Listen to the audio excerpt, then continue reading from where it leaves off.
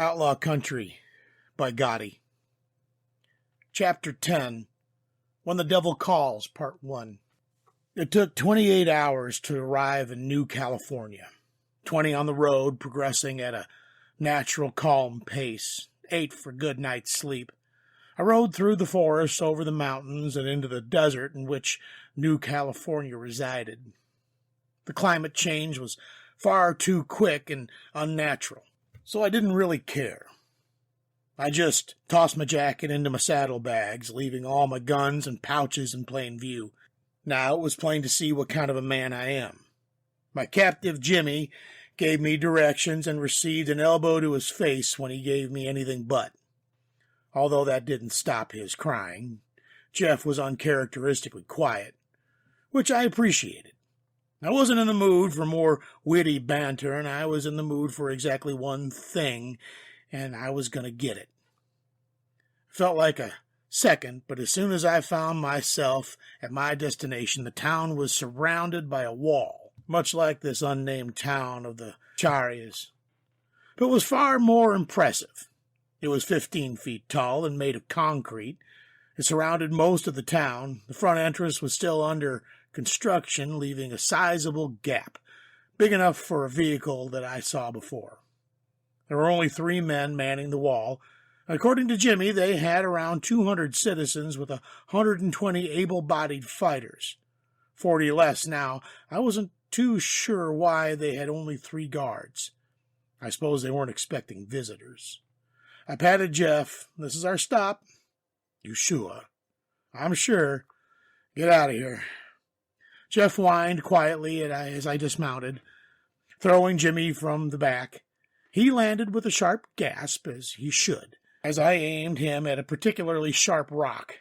The kid was debilitated, barely conscious. I cut the bindings on his raw ankles and forced him to stand, pointing my revolver at his head.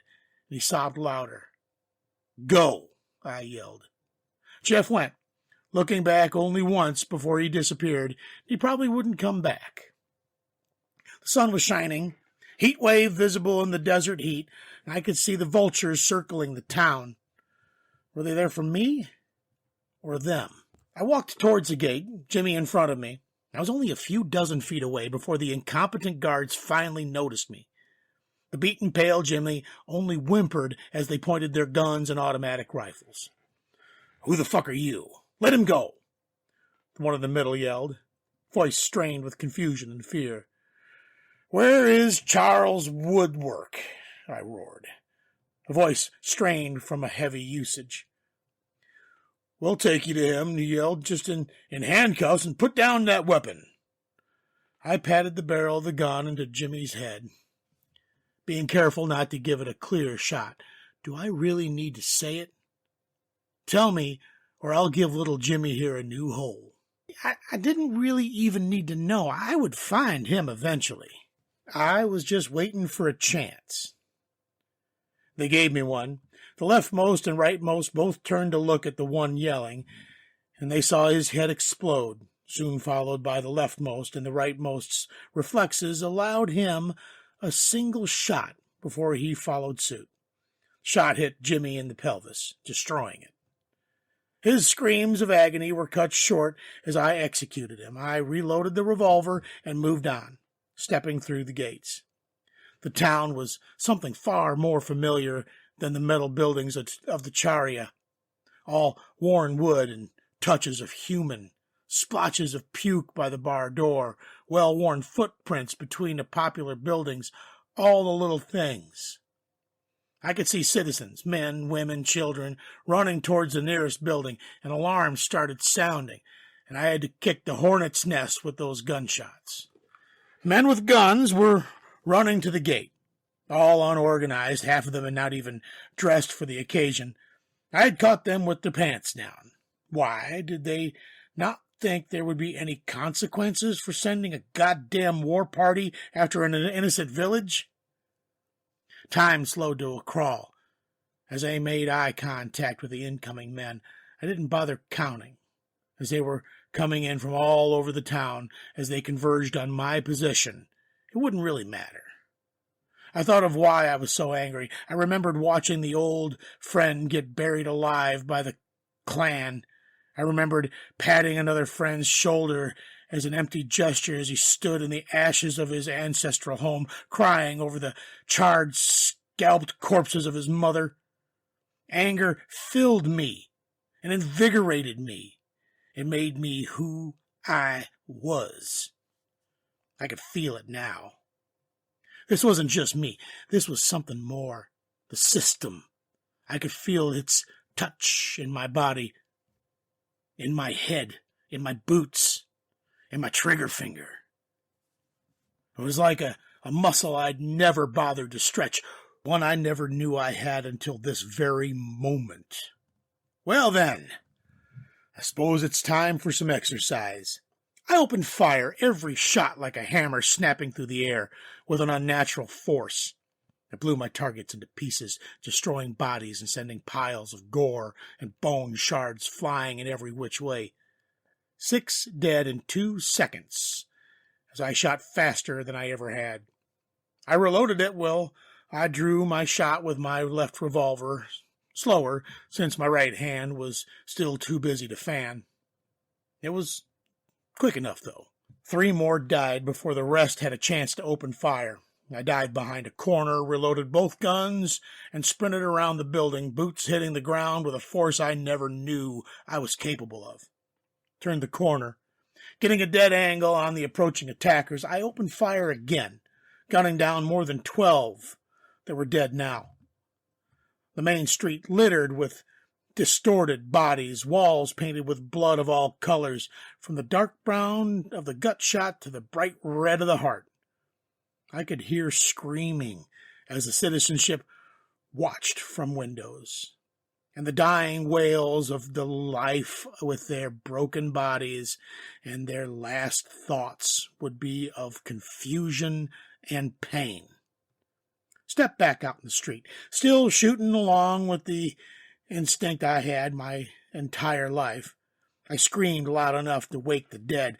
"Charles Woodwork, I am here for you!" Foolish, yes, cathartic indeed. I could see no more targets in my line of sight, and I was alone amongst the bodies. I wouldn't be alone long, though. I heard it before I saw it. Recognized the sound from the attack on the village. It was those damned horseless carriages. One of them turned the corner, and I noted that it was covered in armor. Even on its mounted machine gun, it swiveled to me as it approached. I ran as quickly as I could to the opposite end of the street, cutting off its sight line. I barreled through the doors of a large-looking building with 2 stories. There were men inside, waiting around both sides of the entrance. I crossed my revolvers across my arms to shoot them both before they could react. I wondered if they were waiting for a chance to shoot me or just planned to hide there forever. Didn't much matter now. Ran towards the stairs, running past a sobbing woman curled up in a ball. An old man with a shotgun came out the stairs, and he obviously wasn't part or able-bodied man to do anything in the category of fighting, but I shot him anyway. His corpse tumbled down the stairs next to me, and I kept moving. "Daddy," wailed a woman as her father's broken corpse came to a stop next to her hiding spot. I ignored her as well. Doors shut. As I ran to the second story, I figured which room would have the best window for my curiosity view of the exterior.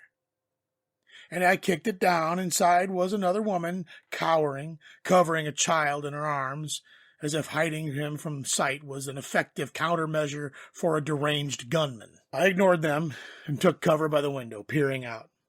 The vehicle was stopped right in front of the shop I was hiding in. It was surrounded by 20 or so gunmen. Next, in which the gunner resided, was supported by armor. Save for the very top, I could still get an angle on him, though. There was an older man who stepped forward, authority practically radiating from his personage. "Come out with your hands behind your head," he yelled. "Ha!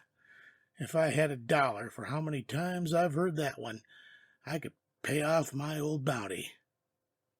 Bring me Charles Woodwork, and I'll consider it." I lied transparently, of course. He raised an eyebrow. What the hell did he do to piss you off? We'd all be dead if it weren't for him. Sending a goddamn death squad to my town was a good start. He looked even more confused. You mean Insect Village? Insect. I was filled with fresh waves of rage. I was done talking. Took another gander, seeing what the truck was 15 feet away and the gunner was slightly visible. I had an idea. Stepped back away from the window all the way towards the cowering woman. She cowered even more, somehow, as I prepped myself for a sprint. I channeled every bit of newfound strength I had and charged for the window and leapt right through it.